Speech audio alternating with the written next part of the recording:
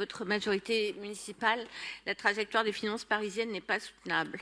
Vous avez pourtant bénéficié durant des années de circonstances exceptionnellement favorables avec des recettes fiscales dopées par l'explosion des prix de l'immobilier et des recettes de fonctionnement, elles aussi dopées artificiellement durant des années, je n'y reviens pas, de manière dérogatoire, avec des loyers capitalisés qui ont été utilisés pour financer les fins de mois de la ville. Mais jamais ces dépenses courantes de la ville n'ont été mises sur la bonne trajectoire, en particulier, mais pas seulement, les charges de personnel avec des créations nettes d'emplois bien au-delà de ce qu'impliquaient les changements de périmètre liés à l'évolution des compétences. La Chambre régionale des comptes l'a dit comme nous, ce qui a caractérisé durant 2 mandatures les finances parisiennes, c'est une insuffisance d'épargne brute pour un tel montant d'investissement. Résultat, une dette qui explose. Lorsque le mur s'est une première fois rapproché, plutôt que de remettre d'équerre les finances parisiennes, la majorité municipale a décidé d'augmenter massivement la taxe foncière, plus de 800 millions d'euros supplémentaires prélevés chaque année dans les poches des Parisiens. Et cela sans jamais envisager la possibilité d'un retournement du marché immobilier dont les finances parisiennes étaient devenues dépendantes.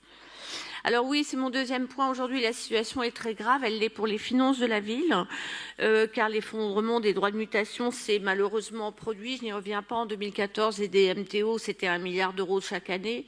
Juste avant les dernières élections municipales, c'était 60% de plus, près d'1,6 milliard et même plus d'1,7 milliard en 2022. La chute du marché immobilier a amputé les recettes de 400 millions l'an dernier. Et fin octobre 2024, seulement 900 millions avaient été encaissés, soit encore 150 millions de moins qu'en octobre 2023. Au total, les marges que vous étiez créées avec l'augmentation de la taxe foncière, vous n'en avez plus. Et la crise immobilière, elle est pour l'instant, elle est là. Car dans le même temps, la ville doit faire face chaque année désormais à une charge de près d'1 demi-milliard de remboursement de sa dette.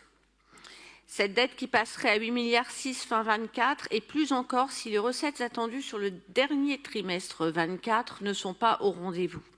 Et cela avec une autorisation d'emprunt de 980 millions d'euros supplémentaires déjà saturée à 92% depuis avril. Et donc probablement plus.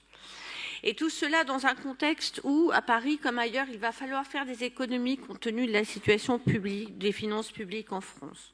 Cette situation, vous la connaissez, un déficit public qui s'élèverait à 6,1 du PIB en 2024, avec la nécessité absolue de le ramener à 3% à l'horizon 2029. Une dette publique qui dépasse et de très loin ce qui est responsable et raisonnable dans un contexte où il faut aussi financer l'avenir, et je pense notamment à la transition écologique.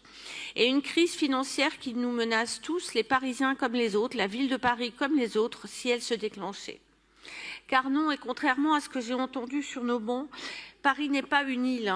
La dette de Paris, c'est de la dette publique. La fiscalité parisienne, c'est de la fiscalité française. La charge d'un emploi public sans ressources en face, c'est un déséquilibre qui s'ajoute à d'autres. Les Parisiens vulnérables, et chacun sait qu'il y en a beaucoup, seraient, comme tous les Français vulnérables, les premières victimes d'une crise financière, avec un déclassement global qui ferait beaucoup de victimes, en particulier les jeunes et l'avenir du pays. Oui, Monsieur Ferraud, le meilleur moyen de protéger les personnes vulnérables dans ces circonstances, c'est de faire tout ce qui est nécessaire pour éviter une crise financière.